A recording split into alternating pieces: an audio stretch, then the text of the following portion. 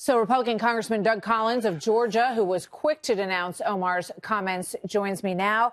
I saw you reading along with her statement of apology, and it's sort of an apology, but.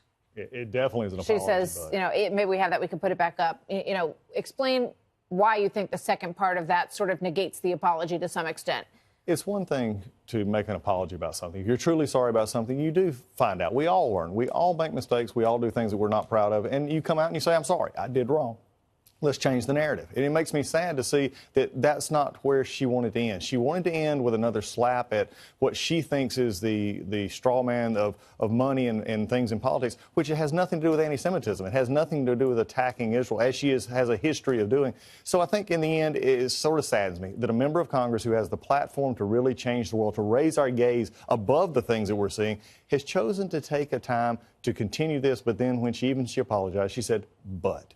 So it sounds like you, in some ways, are separating the anti-Semitic comments she called Israel evil from her opinion about the impact of money in politics.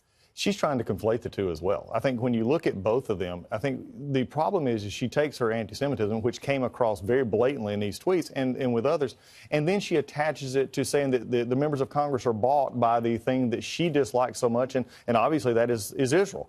When you start doing that, that makes it even worse, because the people in her position, when she has the ability to change minds and to change attitudes, she chooses to go to the lowest common denominator.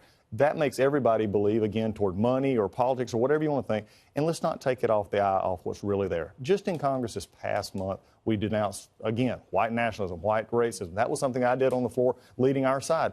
We took a member who had made comments and took them off committees. These are kind of things that real, I think, apology shows. And she was only forced into this apology. That's another issue you have to look at.